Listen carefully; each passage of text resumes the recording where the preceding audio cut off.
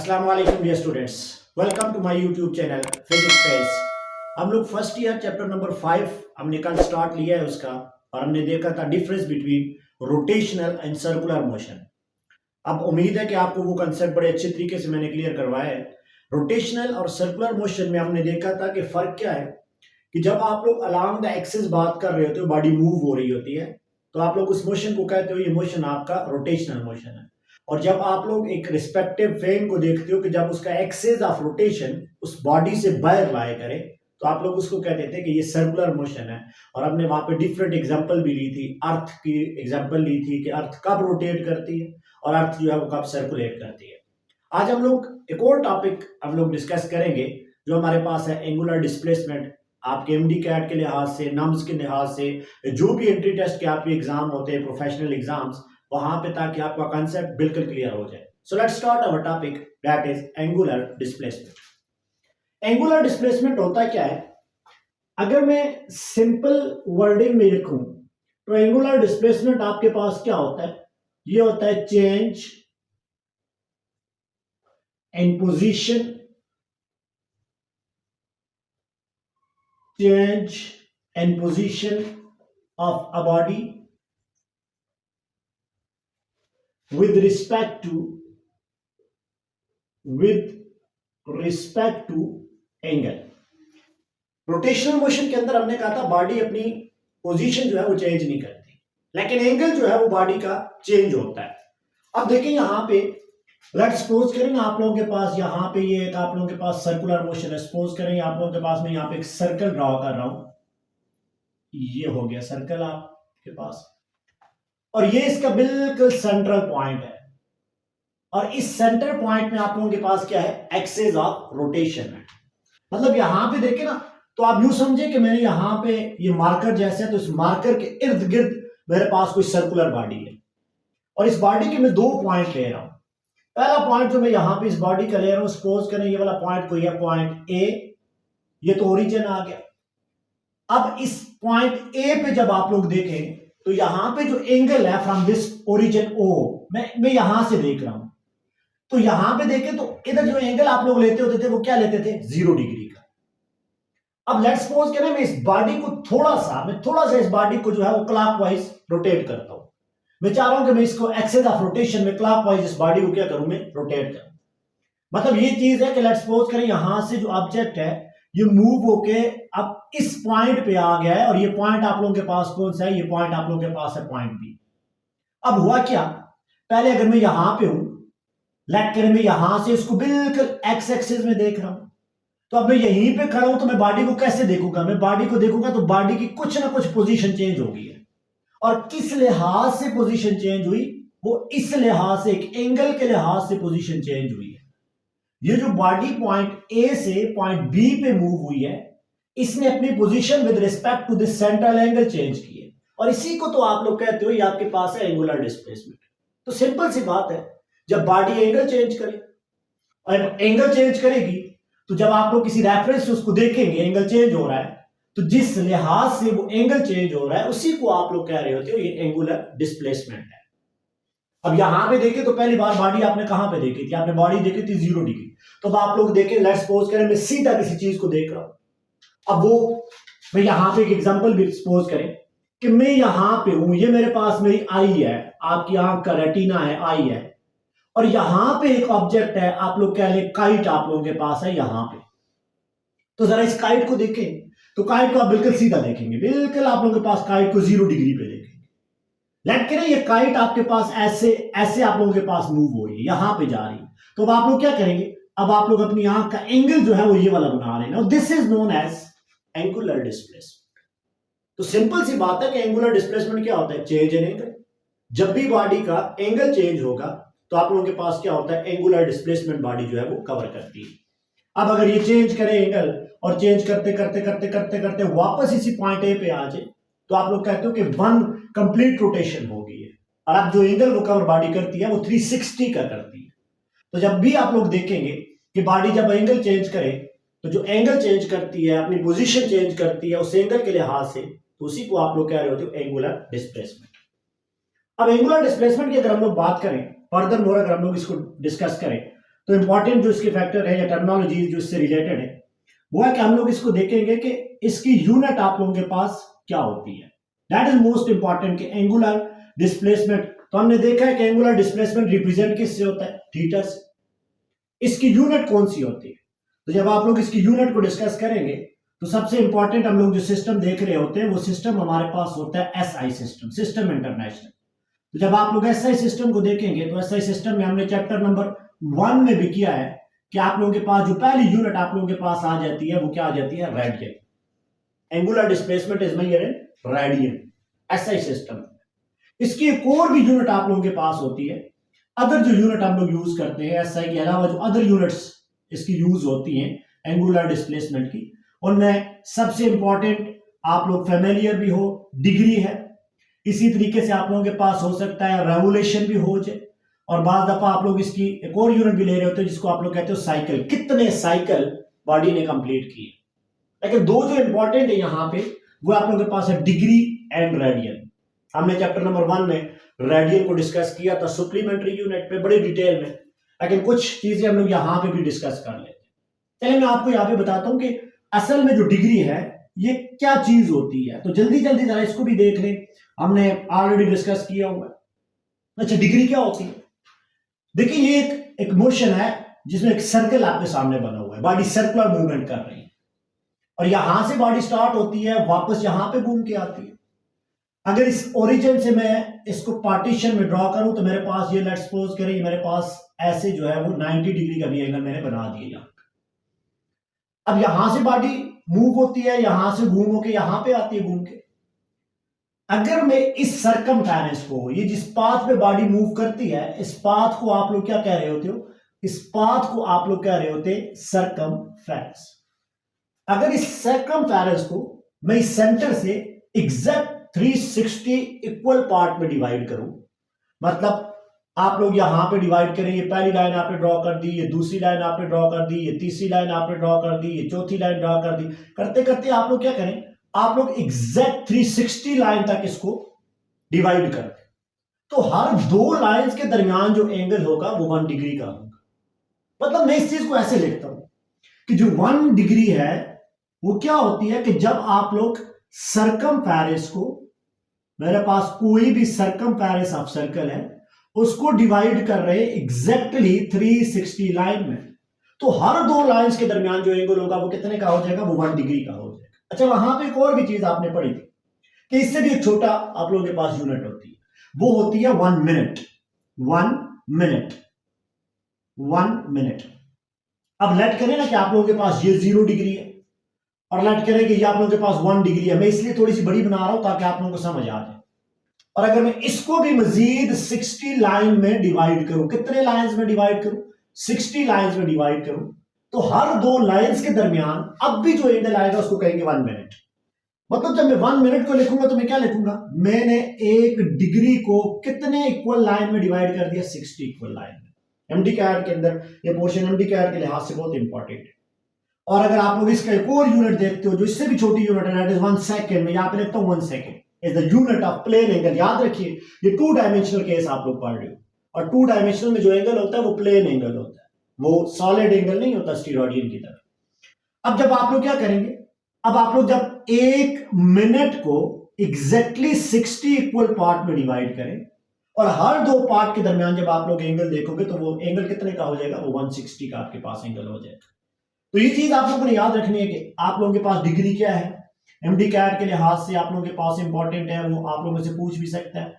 ईटा के लिहाज से आप लोगों के पास वो पूछ सकता है कि 1 डिग्री आप लोगों के पास किसके बराबर है। हम लोगों ने कन्वर्जन फैक्टर भी इसका देखा है। तो डिग्री क्या है, when the circumference is divided and to 360 equal part, then the angle between any two part will be 1 degree. अब जरा बात करते हैं हम लोग रेडियन की। तो जब आप लोग रेडियन को डिस्कस करेंगे ना, रेडियन को यहां पे हम लोग देख लेते हैं, रेडियन की डिस्कशन को हम लोग यहां पे देख लेते हैं कि रेडियन असल में क्या चीज। अच्छा, रेडियन क्या होता था, लेट करें आप लोगों के पास ये एक सर्कल है, यहां पे मैं एक सर्कल बना रहा हूं, बिल्कुल एक सर्कल बन गया, ये इसका ओरिजिन है, और यहां पे कोई बॉडी पड़ी हुई है लेट पॉइंट ए पे। इस बॉडी को मैं इधर मूव करवाना चाह रहा हूं, और ये बॉडी उतनी ही ये आर्क कवर करे या उतना ही मूव करे सर्कमफेरेंस पे जितना ये रेडियस है। तो अब जो एंगल बनेगा यहां पे वो एंगल हो जाएगा 1 रेडियन का। मेरी बात समझनी है, मतलब ये आर्क अगर इस रेडियस के बराबर है, if the arc of the radius circumference is equal to the radius of circle, then the angle will be 1 radian। और आप लोग कैसे लिखते होते थे? आप लोग लिखते होते थे theta equal to s by r. और अगर आप कंप्लीट सर्कल की बात करें तो जो थीटा की वैल्यू होती है वो किसके बराबर होती है? वो होती थी आप लोगों के पास 2 पाई आर डिवाइडेड बाय आर। तो आप लोग एक फाइनल रिलेशन लिखते थे, वो आप लोग क्या लिखते थे? 2 पाई ऑफ रेडियन। थीटा जो है वो किसके बराबर होता है? थीटा आप लोगों के पास होता है 2 पाई ऑफ रेडियन के। और अगर आप लोग यहां पे 2 पाई की वैल्यू को इंसर्ट करें तो आप लोगों के पास थीटा किसके बराबर होता है? 360 के। तो 360 equal to 360 degree equal to क्या हो जाएगा? 2 पाई ऑफ रेडियन। और यहां से जब आप लोग कैलकुलेट करते थे 1 रेडियन को, तो आप लोग क्या कहते थे? 1 रेडियन आप लोगों के पास किसके बराबर होता है? 57.3 डिग्री के। तो यहां से आप लोग देखते थे कि आप लोगों के पास है कि 1 रेडियन कितने डिग्री के बराबर होता है? 57.3 डिग्री के बराबर। और अगर आप इस सर्कल की बात करें तो ये राउंड अबाउट 6.4 जो है वो रेडियन के बराबर होता है। मतलब ये एक रेडियन आपने इतना लिया, दूसरा इतना लिया, तीसरा, तो कितना होता है? 6 से ज्यादा और 7 से कम। तो आप लोगों के पास 1 डिग्री जो है वो 57.3 है। तो इसको अगर आप 6 से मल्टीप्लाई करें तो ये नियरली इक्वल टू 360 के थोड़ा सा कम आएगी। 6.42 के आप लोगों के पास क्या होता है? ये बराबर होता है। दूसरा फैक्टर जो आप लोगों ने देखना होता है वो देखना था, हमने देखनी थी कन्वर्जन। तो जब आप लोग कन्वर्जन वाले फैक्टर को देखते हो तो बड़ा आसान हमने ट्रिक्स पढ़ी थी ईटा या एनडीकैट के लिए। जब आप लोग कन्वर्जन फैक्टर्स को देखते होते हो तो वो क्या ट्रिक्स थी कि अगर आप लोग एक डिग्री को कन्वर्ट कर रहे होते हो रेडियन में, तो आप लोग क्या करेंगे? आप लोग उसको मल्टीप्लाई कर लें पाई बाय 180 के साथ। चलिए एक एग्जांपल कर लेते हैं। लेट्स सपोज करें आप लोगों के पास है 45 डिग्री, तो ये रेडियन में किसके बराबर हो जाएगा? तो सिंपली आप क्या करें? आप इसको पाई बाय 180 के साथ क्या कर लें? मल्टीप्लाई कर लें। तो जरा आप लोग यहां से कैंसिल करें तो ये वैल्यू किसके बराबर हो जाएगी? ये वैल्यू आप लोगों के पास हो जाएगी पाई बाय 4 के बराबर। तो सिंपल सी बात है कि आप डिग्री को रेडियन में कर रहे हो तो पाई बाय 180 से मल्टीप्लाई करें, और अगर रेडियन को डिग्री में कर रहे हो तो इस वैल्यू का रेसिप्रोकल ले लेना है। 180 बाय पाई आप लोगों के पास आ जाएगा। ये तो आप लोगों के पास आ गया यूनिट ऑफ एंगुलर डिस्प्लेसमेंट। चलिए एक और काम अब नेक्स्ट जो हम लोग देखते हैं, इसकी डायमेंशन को देख लें। डायमेंशन, तो हमने डायमेंशन को भी बड़ी डिटेल में डिस्कस किया हुआ है। यहां पे देखें तो ये आप लोगों के पास रेडियन या डिग्री है, ये बेसिकली रेशो है। तो जब आप लोग रेशो की बात करते होते हैं तो ये आप लोगों के पास क्या होती है? ये आप लोगों के पास होती है डायमेंशन लेस फिजिकल क्वांटिटी। तो इसकी कोई डायमेंशन नहीं होती। डायमेंशन लेस को बाज़ दफा ऐसे भी लिखा होता है L0, M power 0, T power 0। तो इसके लिए कोई भी इसकी डायमेंशन जो है वो नहीं होती। अब इंपॉर्टेंट फैक्टर की तरफ आ जाए जो आप लोगों को ज्यादा कंफ्यूज करता है, वो आप लोगों के पास है कि इसकी नेचर को हम लोग कैसे लेते हैं, और नेचर में जो डायरेक्शन जब हम लोग देखते हैं तो डायरेक्शन को आप लोग कैसे डिस्कस करते हैं। जब आप लोग बात करते हैं नेचर की तो याद करें जो एंगुलर डिस्प्लेसमेंट है ये स्मॉलर एंगल के लिए, मैंने वर्ड क्या यूज किया? मैंने वर्ड यूज किया फॉर स्मॉलर एंगल। कि अगर आप लोगों के पास एंगल क्या है? वो स्मॉल है, तो स्मॉल एंगल क्या हो जाएगा? स्मॉल एंगल के लिए एक वर्ड आप लोग यूज करें कि शॉर्टर टाइम जो होता है उसमें जो बॉडी अपनी पोजीशन एंगल के लिहाज से चेंज करती है। तो शॉर्टर टाइम के लिए मतलब आप लोग लिख सकते हैं डेल्टा टी जो अप्रोचेस 0 है उसके लिहाज से ये आप लोगों के पास आ जाता है वेक्टर नेचर के लिए। इसकी नेचर क्या होगी? वेक्टर। और जब आप लोग ये लार्जर एंगल की बात करते हो, फॉर ग्रेटर और लार्जर एंगल, जो थोड़े से बड़े एंगल की अगर आप लोग बात करें तो आप लोगों के पास ये क्या होता है? ये आप लोगों के पास होता है इसकी नेचर जो होती है वो स्केलर होती है। इसका मतलब है एंगुलर डिस्प्लेसमेंट हम लोग डिस्कस कहां पे कर रहे होते हैं? छोटे मोटे एंगल। बड़े एंगल को हम लोग यहां पे डिस्कस नहीं कर रहे होते। तो आप लोग जो नेचर पढ़ोगे उसमें आप लोग ज़हन में अज्यूम करते हो कि हम लोग स्मॉलर एंगल की बात कर रहे होते हैं। फॉर दैट एंगल जो शॉर्टर ड्यूरेशन ऑफ टाइम में लिया जाए, एंगुलर डिस्प्लेसमेंट हमेशा क्या होता है? हमेशा एंगुलर डिस्प्लेसमेंट जो है उसकी नेचर वेक्टर नेचर होती है। हाँ, अगर अब वेक्टर है तो फिर तो इसकी डायरेक्शन भी होगी, and that is a most typical question concept होता है कि हम लोग एंगुलर में जितनी भी हमारे पास क्वांटिटीज होती हैं, एंगुलर डिस्प्लेसमेंट है, नेक्स्ट वीडियो में आप लोग एंगुलर वेलोसिटी करेंगे, फिर हम लोग एंगुलर एक्सेलरेशन की तरफ जाएंगे। इन एक्सियल क्वांटिटीज में इंपॉर्टेंट फैक्टर होता है डायरेक्शन का, how we can find the direction of angular displacement और एंगुलर वेलोसिटी जो भी है। तो जब आप लोग डायरेक्शन की बात करेंगे ना, डायरेक्शन की बात, तो थोड़ा सा कंसेप्ट ध्यान रखिएगा प्लीज। अब डायरेक्शन क्या होती है? एक बात तो हमारे पास तय है कि जब आप लोग इस बॉडी को मूव कर रहे हो ना, यहां पे सर्कुलर में, तो body along the axis move कर रही है। अब body along the axis move कर रही है तो आप लोग कुछ पॉइंट यहां पे जेन में रखें, कुछ ट्रिक्स हैं वो जेन में आप लोग इसकी डायरेक्शन के लिए बैठा दें। पॉइंट नंबर 1 आप लोग देखें कि जो भी एंगुलर की क्वांटिटीज या टर्मिनोलॉजीज होती हैं, चाहे वो डिस्प्लेसमेंट है या वो वेलोसिटी है, आप लोग उसको क्या लिखेंगे कि जो इसकी डायरेक्शन होती है वो होती है along the axis of rotation। ये पहली चीज आपने याद रखनी है, मैं एक्सप्लेन करता हूं। या फिर आप लोगों को वो क्या कहेगा, या आप लोगों के पास जो इसकी डायरेक्शन होती है वो आप लोगों के पास होती है perpendicular to the plane of rotation. तो ये दो चीजें आप लोगों ने देखनी है, along the axis of rotation and perpendicular to the plane of rotation। तो इसको जरा मैं आप लोगों को क्लियर करता हूं। ये देखिए प्लीज, लटके ना मेरे पास ये एक कार्डबोर्ड है और इस कार्डबोर्ड को मैं क्या कर रहा हूं, मैं यहां पे रोटेट कर रहा हूं। तो देखिए मैं इस कार्डबोर्ड को ऐसे, ये कार्डबोर्ड रोटेट हो रहा है, तो जरा देखिए इसका एक्सिस ऑफ रोटेशन कौन सा है, ये जहां पे मैंने इस पे पेन रखा हुआ है, this is the axis of rotation, जहां पे मैंने इसको पकड़ा हुआ है, देख लीजिए ये एक्सिस ऑफ रोटेशन है। तो ये कार्डबोर्ड इसके इर्द गिर्द क्या हो रहा है, ये देखिए एक्सिस ऑफ रोटेशन के इर्द गिर्द रोटेट हो रहा है। अब अगर हम लोग एंगुलर टर्मिनोलॉजीज की डायरेक्शन देखना चाहते हैं ना, तो वो इस अलोंग द बॉल पॉइंट होंगी। ये जो बॉल पॉइंट मैंने इस पे इंसर्ट किया हुआ है ना, इधर होंगी। इसका मतलब है या तो ये बिल्कुल सीधी आपकी तरफ होगी इसकी डायरेक्शन एंगुलर डिस्प्लेसमेंट, या फिर इधर ये जो बैक साइड है इस पे होगी, लेकिन होगी इसी मार्कर के अगेंस्ट। अब ऐसे नहीं होगी यहां से आप लोग ऊपर जा रहे। अब एक्सिस ऑफ रोटेशन तो ये है ना, तो इसका मतलब है या तो डायरेक्शन आउट ऑफ प्लेन होगी, ये प्लेन है ना, या तो इससे बाहर की तरफ होगी, या फिर डायरेक्शन आप लोगों के पास क्या होगी, आप लोगों के पास होगी टुवर्ड द प्लेन। तो पहला पॉइंट हमने क्या लिखा है, along the axis of rotation. ये जिस एक्सिस पे मूव कर रहा है, ये जो एक्सिस मैंने अभी पकड़ा हुआ है ना, ये एक्सिस, ये देखिए मैंने एक्सिस अभी पकड़ा हुआ है, इस एक्सिस पे इसकी डायरेक्शन होगी। और ये कैसे खुद मूव हो रहा है, ऐसे आप लोगों के पास रोटेट हो रहा है। अभी जो रोटेशन है इसको यहाँ पे ऊपर भेज रहा हूं, तो ये एंटी क्लॉकवाइज, देखिए एंटी क्लॉकवाइज। मैं यहां से क्या कर रहा हूं, देखिए मैं इसको यहां से अपर लेके जा रहा हूं, तो ये तो एंटी क्लॉकवाइज, लेकिन एक्सिस ऑफ रोटेशन इसकी यही है। तो डायरेक्शन की तो होगी एंगुलर डिस्प्लेसमेंट की इस लाइन के ऊपर। अब लाइन दो तरह से देखी जाती है, या तो ये लाइन इधर से आगे देखोगे या फिर इधर से बैकवर्ड देखोगे, मतलब आउट ऑफ प्लेन और टुवर्ड द प्लेन। अब प्रॉब्लम यहां पे आ रही है, लेकिन अभी तक ये कंसेप्ट आप क्लियर करें कि along the axis of rotation होती है।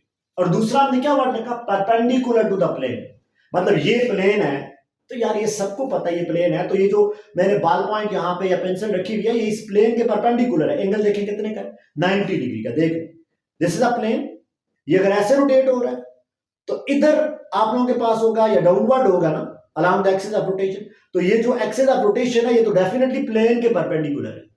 अब एक्सिस ऑफ रोटेशन ही प्लेन के परपेंडिकुलर है, और हमने ये भी कहा हुआ है कि डायरेक्शन तो इसी पॉइंट पे होगी, तो इसका मतलब है परपेंडिकुलर टू द क्या होगी, प्लेन होगी। अब एक और चीज आप लोग देखिए, अब हमारे पास दो तरह से ये रोटेट करेगा, या तो करेगा क्लॉकवाइज, देखें या तो करेगा क्लॉकवाइज, या फिर ये करेगा, सॉरी ये क्लॉकवाइज है, या तो करेगा ये क्लॉकवाइज, मैं इसको नीचे की तरफ ऐसे नीचे की तरफ घुमा रहा हूं ये, या फिर मैं इसको ऊपर की तरफ घुमाऊं ना, तो ये वाला कौन सा कर रहा है, एंटी क्लॉकवाइज। तो उसके लिए आप लोग एक रूल यूज करते हो, वो है राइट हैंड रूल। अब देखें ना, लटके में यहां से इधर से इसको ऊपर घुमा रहा हूं, तो अब इसकी रोटेशन क्या है, ये हो जाएगी। अब राइट हैंड रूल कैसे यूज करते हैं, जिधर ये रोटेट हो रहा है, देखिए ये ऐसे रोटेट हो रहा है ना, ऐसे रोटेट हो रहा है, देखिए ऐसे रोटेट हो रहा है, तो मैं इधर अपनी फिंगर को कर्व कर लूंगा, अपनी फिंगर को मैंने कर्व कर लिया, एंड द स्ट्रेच थंब, ये जो मेरा अभी थंब है, अंगूठा है, ये आप लोगों की तरफ है, will give the direction of angular displacement. ये तो वही बात है, along the axis of rotation. लेकिन अब एक्सिस ऑफ रोटेशन क्लॉकवाइज भी हो सकता है और एंटी क्लॉकवाइज भी। तो यहां पे देखिए ये कौन सा एक्सिस ऑफ रोटेशन है। देखिए मैं इसको पहली बार क्या कर रहा हूं, मैं इसको पहली बार ऐसे रोटेट कर रहा हूं, ऐसे upward, that is anti clockwise. तो एंटी क्लॉकवाइज की डायरेक्शन देखने के लिए मैं राइट हैंड रूल यूज करूंगा। राइट हैंड रूल में क्या करना है, ऐसे मूव हो रहा है, curve your finger along the direction of rotation, जिधर ये रोटेट हो रहा है, ये ना स्ट्रेच थंब, ये जो आपका अंगूठा है ये डायरेक्शन दे देगा एंगुलर डिस्प्लेसमेंट की, तो इसका मतलब है ये आउटवर्ड हो जाएगी। तो अब यहां पे और भी आप लोग रूल यूज करते हो, वो रूल आप लोगों के पास क्या है, right hand rule. Right hand rule, right hand rule में एक चीज आपने देखी है कि अगर प्लेन से, यहां पे कोई आप लोगों के पास प्लेन है और डायरेक्शन किधर हो, डायरेक्शन हो आप लोगों के पास एंटी क्लॉकवाइज, देख डायरेक्शन कौन सी है, डायरेक्शन इज एंटी क्लॉकवाइज। तो आप राइट हैंड रूल कैसे लगाएंगे, इसको ऐसे पकड़ने, तो थंब आपकी तरफ है, तो जो डायरेक्शन आपको मिलेगी वो मिलेगी आउट ऑफ प्लेन। इसका मतलब है अब एंगुलर जो डिस्प्लेसमेंट है वो किधर है, आउट ऑफ प्लेन। और अगर ये आप लोगों के पास क्लॉकवाइज डायरेक्शन है, ये ऐसे मूव हो रहा है, तो ये डायरेक्शन कौन सी है, ये डायरेक्शन आप लोगों के पास है इसकी क्लॉकवाइज। और क्लॉकवाइज में अगर आप लोग लगाएं तो आप देखें, अब क्लॉकवाइज में ऐसे लगाएंगे, अब ये देखिए मैं इसको इसको इसके उलट लेके जा रहा हूं। अब इस वाले मार्कर को देखिएगा, मैं इस तरह इसको मूव करवा रहा हूं, तो जरा मूव करवाएं, देखिए मैं इसको ऐसे मूव करवा रहा हूं। अब जरा आप लोग इस पे अपना राइट हैंड रूल लगाएं, तो अलोंग द डायरेक्शन जो इसका मोशन है उधर आपने फिंगर रखे, तो थंब किधर है, थंब तो इनवर्ड है, थंब इनवर्ड है, तो इसका मतलब है क्लॉकवाइज में ये क्या हो जाएगी, एन टू द प्लेन आप लोगों के पास क्या आ जाएगा, एन टू द प्लेन आप लोगों के पास क्या आ जाएगी, इसकी डायरेक्शन आ जाएगी। मेरी बात आप लोगों को क्लियर होगी मतलब हमने दो चीजें देखी, अगर ये कार्डबोर्ड को आप लोग देखें तो ये ऐसे मूव हो रहा है, कोई आपसे पूछे एंगुलर वेलोसिटी या एंगुलर डिस्प्लेसमेंट की डायरेक्शन किधर है, तो ये समझ आए कि इसके अगेंस्ट होगी, एक्सिस ऑफ रोटेशन की। और फाइंड कैसे करनी है, फाइंड करनी है राइट हैंड रूल्स। अगर तो ये ऐसे नीचे मूव कर रहा है, अपनी फिंगर को नीचे करें, तो आप लोग एक बात याद रखना, ट्रिक्स याद करें, if the motion is clockwise तो ये एन टू द प्लेन होगा, और अगर ये एंटी क्लॉकवाइज है तो ये आउट ऑफ प्लेन होगा, ये आपकी तरफ हो जाएगा। और एक और भी चीज आप लोग देखें कि एंटी क्लॉकवाइज को रखा जाता है पॉजिटिव, एंटी क्लॉकवाइज जो होती है उसको हमेशा क्या रखा जाता है, उसको आप लोग एंटी क्लॉकवाइज को आप लोग लेते हो पॉजिटिव डायरेक्शन, और जो क्लॉकवाइज होती है वो आप लोगों के पास क्या होती है, वो आप लोगों के पास होती है negative direction. So this is the concept for the direction of angular parameters, either angular displacement है या एंगुलर आप लोगों के पास क्या है, वेलोसिटी आप लोगों के पास। तो हमने बड़ा डीपली इस चीज को देखा कि यूनिट क्या है, देन हमने इसकी डायमेंशन को डिस्कस किया, देन हमने इसकी नेचर को डिस्कस किया, हमने देखा कि उसकी हमारे पास जो है वो डायरेक्शन क्या है। नेक्स्ट टॉपिक में इंशाल्लाह हम लोग एंगुलर वेलोसिटी को डिस्क्राइब करेंगे। लेकिन एक चीज आप लोग याद रखें कि ये जो डायरेक्शन है, यहाँ पे जो आपने डायरेक्शन पढ़ी है, ये थीटा की भी और जो ओमेगा कल आप लोग पढ़ेंगे नेक्स्ट इंशाल्लाह लेक्चर में आपको मैं करवाऊंगा, इन दोनों की डायरेक्शन सेम होती है। तो डायरेक्शन के लिए कंसेप्ट कोई डिफरेंस नहीं है, डायरेक्शन में आप लोग ये चीज देखते हो along the axis of rotation आप लोगों के पास होती है। और आखिर में कल मुझे कुछ बच्चे जो है वो क्वेश्चन कर रहे थे कि आप लोग एक बार फिर बता दें, अब ये जो मूव हो रहा है ना, ये रोटेशनल मोशन है, अलोंग द एक्सिस आप लोगों के पास क्या हो रहा है, मूव हो रहा है। लेकिन अगर इसमें आप लोग एक पॉइंट मार्क कर दें, देखिए मैं यहाँ पे पॉइंट मार्क कर रहा हूँ, ये वाला पॉइंट मार्क कर रहा हूँ। अब आप लोग जरा इस पॉइंट को देखें, नजर इधर उधर नहीं करनी है आप लोगों ने, आपने इस पॉइंट की नजर देखनी है, जरा पॉइंट को देखें। तो पॉइंट क्या हो रहा है, पॉइंट रोटेट हो रहा है, सो सर्कुलेट हो रहा है। So the motion of this point is circular, whereas our motion of this cardboard along the axis of rotation is rotational motion. ये रोटेशनल है, और अगर आप लोग इस पॉइंट को देख रहे हो तो ये आप लोगों के पास क्या हो जाता है, सर्कुलर मोशन हो जाता है। उम्मीद है आपको समझ आई होगी, बड़ा क्लियरली हमने इसको डिस्क्राइब किया है, एक्सप्लेन किया है, इसकी यूनिट क्या होती है, इजी क्वेश्चन यहाँ से आ रहे होते हैं। इसमें मैं लिंक भी शेयर कर दूंगा आप लोगों को, जो हमारा फर्स्ट ईयर हमने जो चैप्टर नंबर 1 में देखा था, रेडियन और स्टीरेडियन में बेसिक डिफरेंस था रेडियन और डिग्री को, आप जरा इसको नोट करें और स्क्रीनशॉट भी ले लें। थैंक यू, अल्लाह हाफिज़।